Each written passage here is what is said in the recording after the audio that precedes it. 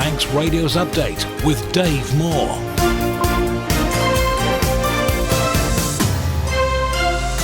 The time is 5 o'clock. You're listening to Manx Radio. I am Dave Moore, and this is Update. Welcome to the programme. Half an hour of the latest news in the Isle of Man, plus sport, business, travel updates, along with the newsmakers in person coming up.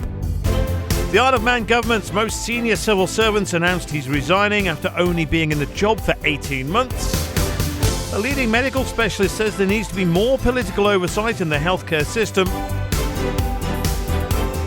And as the new 20-mile-an-hour zones roll out across the island, we'll hear how some areas in Cardiff have reverted back to 30. That's all in the next half hour. But first of all, the Update news headlines with Christian Jones. Fastamai. The Isle of Man government's most senior civil servant has announced he's stepping down a week today. Andy Ralphs served as Chief Executive Officer since October 2023, meaning he's been in the role for just 18 months. Talks between Manx Care and the Royal College of Nursing are continuing after nurses voted in support of strike action. Health Minister Claire Christian says the healthcare provider has put aside funds in its budget to cover the 4% offer previously rejected by nurses. There are other ways that they obviously can look at terms and agreements and things like that and in negotiations, but obviously that's something that they need to work through. And an MHK says progress made to tackle the island's shortage of housing should be further along after government released a document boasting 800 new homes had been given planning approval. Actually, there's loads of houses that sit in planning forever. They get planning permission and then they just don't get built, or they don't get built in a reasonable time frame. Laurie Hooper wants to see measures to prove government is capable of making those homes materialise. In international news, Chancellor Rachel Reeves says she doesn't recognise reports suggesting fewer children are to be eligible for free school meals in England. She's expected to make government departmental cuts in a statement to the Commons on Wednesday. 3 men have been found guilty of plotting to murder a man who was convicted over Britain's largest cash robbery. A jury was told attackers very nearly succeeded in killing Paul Allen in 2019. And Ben Stiller says studios need to take a chance on new projects in order to keep storytelling diverse. It's incredibly important because, that's where the excitement comes, the innovation comes. People want to see something that's new. The actor is an executive producer and director of the Apple TV Plus show Severance. Those are the Update News headlines next at 6. Thanks, Christian. Weather now sunny at first, but late this evening it will turn cloudy. Some outbreaks of light rain and drizzle, then developing overnight. Temperatures tonight no lower than 7 Celsius. Tomorrow will then start cloudy and damp. Any drizzle, though, will soon die out as sunny spells develop by afternoon. Mainly moderate northwest winds, maximum temperature 12 degrees Celsius. Dry with bright or sunny intervals on Wednesday, with the south or southwest winds slowly increasing moderate or fresh.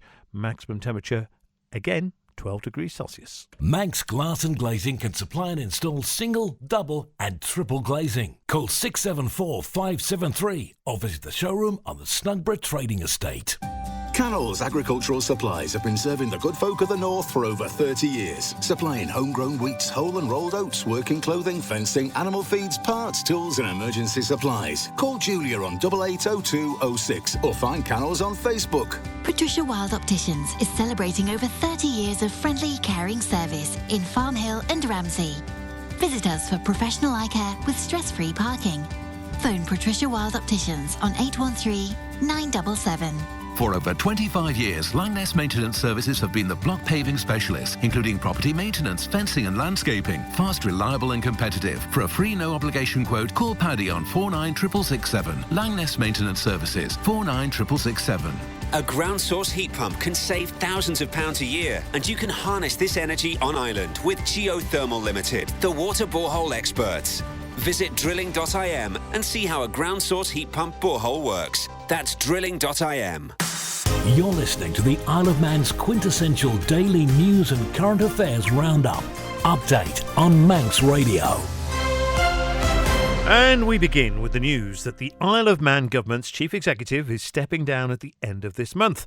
Andy Ralphs confirmed his resignation after 18 months in the role. Our political correspondent Christian Jones joins us now. So, Christian, what more can you tell us? Well, Andy Ralphs will officially leave his post on the 31st of March. In a statement, he said it had been a privilege to lead the public service, but following the recent bereavement of a close family member, he feels the time is right to take a break before moving on to a new challenge. So does this look like he's going to be leaving the Isle of Man? No, quite the opposite, actually. He says he'll continue to live on the island and hopes to contribute in other ways. So although he's stepping back from the role of chief executive, he's actually made it clear that he still sees the Isle of Man as his home. So that begs the question then, who is going to take over? Do we know that much? We do actually. From the 1st of April, it'll be Mark Lewin. He's currently the Chief Officer of the Department for Enterprise. He'll be stepping in as the interim chief executive while a permanent replacement is sought. OK, thanks, Christian. So, naturally, this is a very powerful position within government.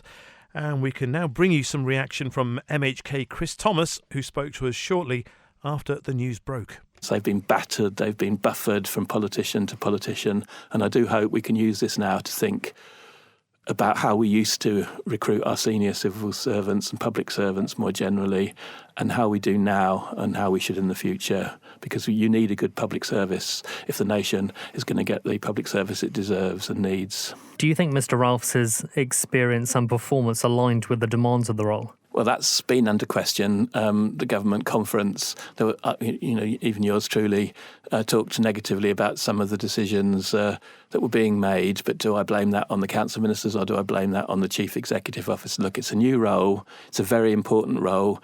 With his appointment, it changed profoundly. I do think we now need to take the time to get this public service back to where it used to be and from where it has become in the last few years.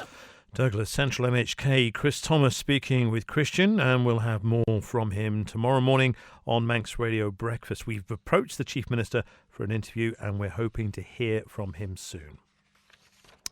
The Home Affairs and Justice Minister Jane Paul Wilson says the 3.3 million sexual assault referral centre will soon be ready to provide best-in-class service to victims and survivors of sexual service. It's due to open this summer.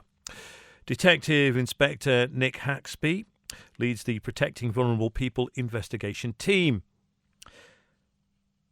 and says he believes it will make a fantastic difference to the people who need it. We get reports from other avenues as well. People come direct to us, but they also go through like victim support quite regularly. We have a really good working relationship with victim support, and if the person is consenting, then if someone had gone to victim support, then victim support will contact us for us to make contact with that person.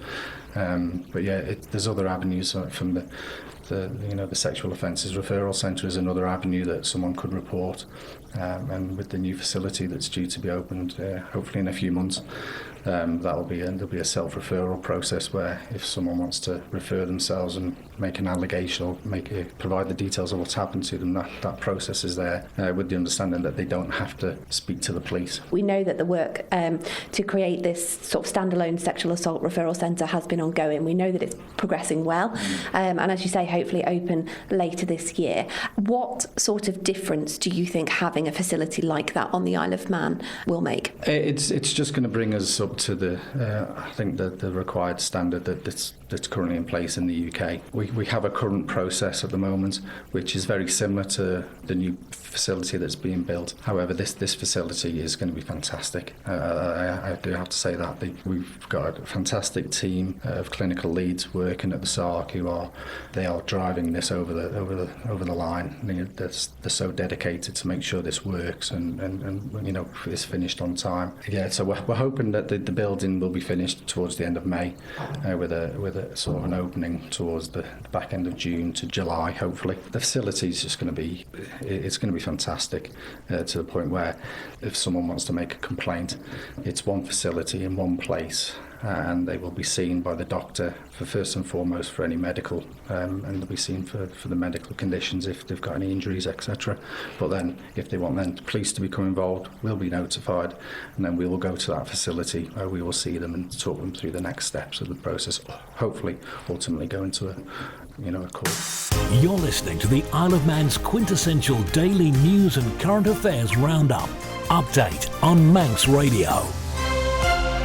As the new 20-mile-an-hour zones are being implemented across the island, some roads in Wales, which had reduced their limits, have since reverted back to 30. The Welsh Government introduced the regulation 18 months ago in September 2023. Local democracy reporter Ted Pescott, who covers the councils of Cardiff and Vale of Glamorgan, has this insight. I think it's fair to say it's been incredibly controversial here. It's definitely one of the most controversial topics in Welsh politics, with one petition that was considered by a petitions committee at the Senedd, which is the Welsh Parliament. And now this is a petition we're calling for the reversal of the speed limit. It was actually the biggest petition in the Sened's history, and that got more than 469,000 signatures. So it seems like quite a few people were concerned then. A lot of people looked at this and thought, well, is this really necessary? I mean, with Hadfield Road, for example, I spoke with some businesses there who are really scratching their heads as why have we gone to being 20 miles an hour when there isn't really a school anywhere nearby, there's no homes, and it was affecting business. They were seeing fewer customers coming to eat at their food vendors, and this was in an industrial estate essentially. So it's roads like this that the council is looking at again and thinking, well, it's in a built-up area, but it's not essentially in a predominantly residential zone. So it looks like some roads that were 30, that went to 20, could go back to 30.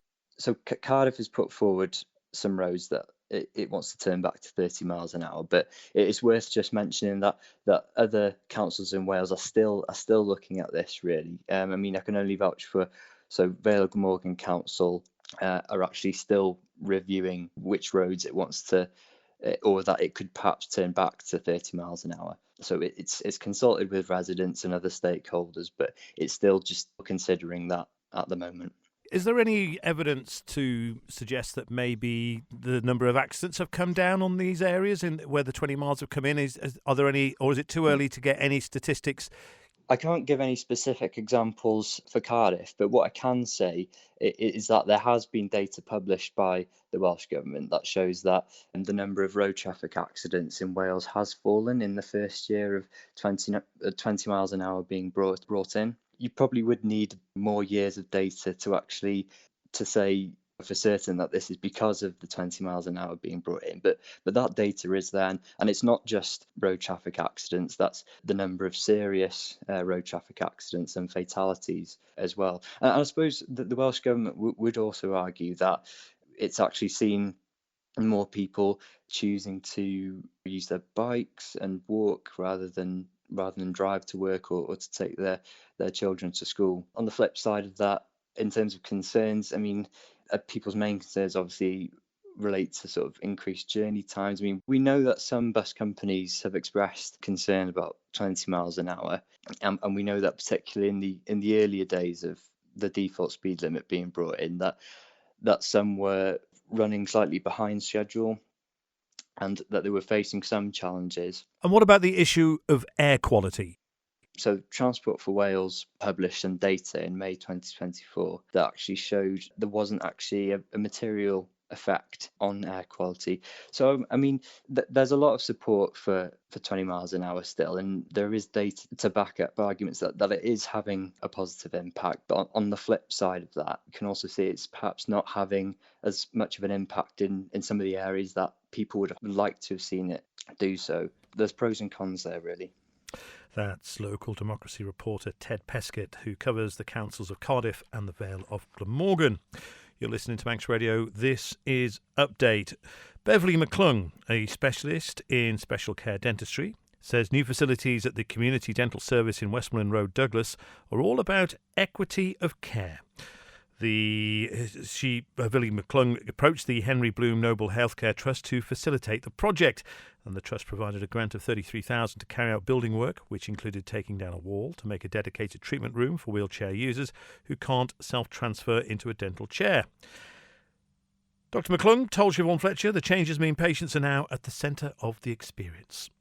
So part of our role is to look after patients who use wheelchairs, and sometimes those patients can't self-transfer safely from their wheelchair into a dental chair. So to keep those patients safe and to also provide nice quality dentistry, we use a Diaco ramp, which is a ramp that means they can stay in their wheelchair and it just tips them back And we were using that before in one of our surgeries in between some cabinetry and the dental chair that's fixed to the floor, but it was a bit of a tight squeeze. So at one point somebody had a bright idea about knocking a wall down to make a big surgery and then using the DACO wheelchair ramp in the big surgery, and which would just make the accessibility so much better for these patients. So I went away and had a little think about it, and then I asked the Henry Bloom Nobles Healthcare Trust would they like to get involved, and I was really happy and excited whenever they were happy to fund knocking the wall down so I could put these two rooms together to make a huge big room for our wheelchair patients. Has it been rewarding then to sort of have pushed for this and then straight away be getting that positive reaction from patients then? Yeah, I think patients that we look after in this service, they fight their own battles every day. So whenever we started the battle for this room, we were very mindful that we were advocating for our patient group who, you know, there are so many things stacked against these people when it comes to equity in healthcare. So it's just... the feedback we've had is so good, but it just makes us as clinicians feel that we're getting it right for the patients. So I'm so pleased we've done it. I'm so pleased that we got the funding from the Trust, because without that we wouldn't have got anywhere with it. And I suppose that relationship with the Trust, is that something that, you know, you can look forward to in the future? Have you got any more things that you'd love to have? You got a wish list that you're going to be giving to them? Yeah, they have told me that if I have any more good ideas, I should really come and talk to them as well. They have helped me in the past as well. I did buy, must be nearly 10 years ago now, it was a handheld x-ray device, which means I can take x-rays when I go out to domiciliaries. So that's when I go to nursing homes or the children's secure units, or and that's helped a great deal as well. But again, it's about equity of care, because some of my patients can't come to the dental clinic. So I'm fulfilling that gap in the healthcare for those patients.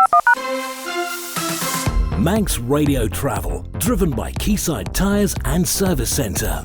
So down at Ronald's Way, the Loganair flight to Liverpool is showing on time at 6:20, and an hour later the EasyJet to Gatwick is the same. In terms of arrivals, it looks good at the moment. We have London City at 8:20 tonight. The Loganair service is due on time. Liverpool's Loganair is due in 5 minutes before that as well, with Gatwick, the EasyJet service due in at 7:10, and the Loganair at 6:10 as well. Now, normally we see the Manxman coming into port around this time, but this seems to have a slight delay, but it's now showing expected at 6 o'clock this evening. That's the Manxman coming in from Heysham. Ask how you can spread the cost interest-free at Dr. Sean Creran from the Isle of Man Medical Society says there's a need for political oversight into our healthcare system, but the issue is figuring out how much. This follows the failure of a debate on the Manx Care mandate in Tynwald last week. Dr. Creran says there should be conversations around the size of the organisation, but the island shouldn't necessarily follow the UK in scrapping the arm's-length body like NHS England. There does need to be some political oversight at some stage, but I think what has happened is that in the UK the NHS equivalent has become bloated with managerial input, and because of that the problem is really making decisions that directly affect patient care.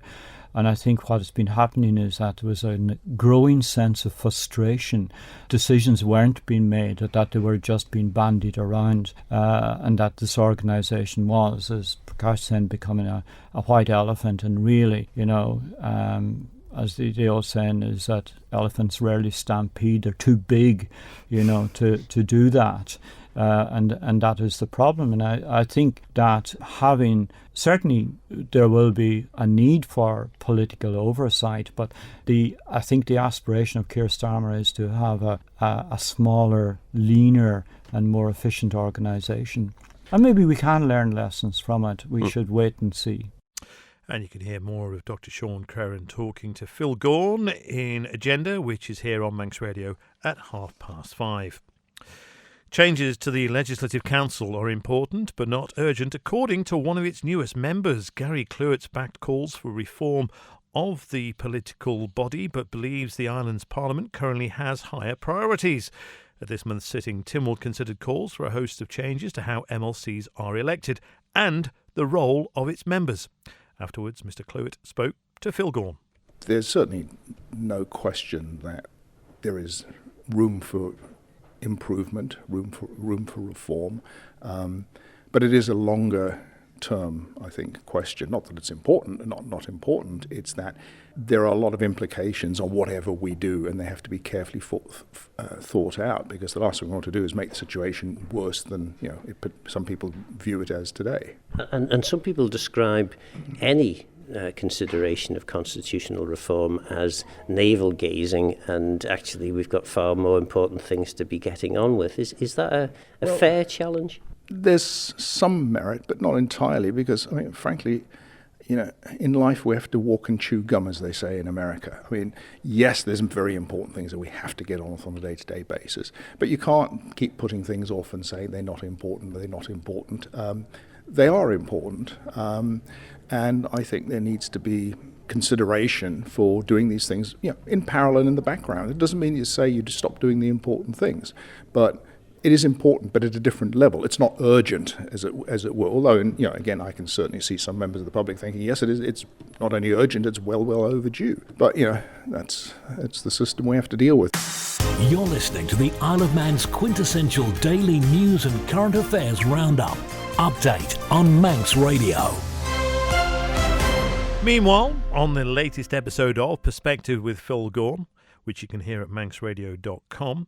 Ramsey MHK Laurie Hooper has told Phil how he thought more progress would have been made by now on the island plan, which includes a number of targets and proposals designed to build new homes and bring derelict buildings back into use. The latest update to the document confirms 800 new homes have been given planning approval during this administration. I'm still a firm believer in the direction that plan originally set out. I think sorting out your tax base, sorting out your economic strategy, and actually dealing with some of the social issues, especially around housing, absolutely critical. My worry is we're nearly 4 years in at this point, and how many houses have the government built? And the answer is none. And I think that's the issue I had with this document. They set these aims out, but then what they're measuring are not the things they're achieving. So to try and turn around and say we're going to occupy 1,000 more homes, and the way we demonstrate that is by saying lots of houses have got planning permission. Well, that's not the same thing at all. Actually, there's loads of houses that sit in planning forever. They get planning permission and then they just don't get built, or they don't get built in a reasonable time frame. So it's a bit weak, if you ask me, that plan. And that was the point I was kind of making, was your direction of travel is probably still the right one, but you're not demonstrating success. You're not showing us that you're capable of delivering. You were part of the Council of Ministers that devised the initial plan. If you can remember back, I'm sure you can, 3.5 years when the plan was being initially devised, would you be disappointed in where we're at if you could, if you move that 3.5 years on? Had you expected more to have been delivered? I think the answer to that is yes. Like I said, I still support the general direction of the plan, and I still think the original aims that we had to get more people in work, more people in homes, these are the right things to do. And like I say, the problem is what you're starting to see is it's not delivering. There's only 474 more people on the island compared to when we started. That's according to the government's own numbers. And what we're seeing in work is there are lots more people in work, but it may be that it's lots more people working 2 jobs or 3 jobs, and really that isn't a good sign. Really, you want people to have a steady job that pays the bills, not having to work multiple jobs just to keep a roof over their heads. And so the problem I have with the plan is exactly as you said. It's not where I was hoping we would be after 3.5 years. I thought we'd be further along. I thought there'd be more housing in development, that we'd actually have delivered on some of these things. And it is tricky because ultimately, when you're in the Council of Ministers, you have your own portfolio. So I could say I'm quite comfortable with the direction that health was going in and the things we were doing. But the things that you have less control over, sometimes it is quite disappointing to say I thought we'd be further down this road than we are. That was Ramsey MHK Laurie Hooper talking to Phil Gaughan, and you can hear the latest episode of Perspective with Phil at manxradio.com. Time now to move on to sport, and time to say faster my Darren Timson. Good evening. Starting with FC Isle of Man. Manager Paul Jones has insisted the club won't take focus away from finishing the season strong in the North West Counties Football League. The Ravens had to salvage a point for the third game in a row as they drew 2-2 with South Liverpool on Saturday. The result means they have now gone 7 games without a win, and with playoff hopes all but over, Jones doesn't want to look ahead to next season just yet. We need to respect the competition, and Lower Brecker coming next week trying to win the league. West Didsbury will come at the end of the season looking to stay in a playoff place. Like we can't start thinking about next season. We've got games of football we have to win for the integrity of the competition, and we'll certainly be doing that. It's important that we finish strong, and it's important that they show good things, but also that we know there'll be some players that won't be with us next season through either leaving the Isle of Man or choice, and it's an opportunity to recognise their contribution over the last few years as well. So yeah, that's kind of something we're going to have to manage quite carefully to make sure we still do the best we can to get 3 points every week. Just finally, in very quickly, you've already mentioned them. Lower Breck, the title challenge is coming in next week. How tough a test is that going to be? Really difficult. They're flying. I haven't seen any results today, and I've not really looked for the last few weeks. But before that, they were beating teams 5 and 6, and on a really, really good run,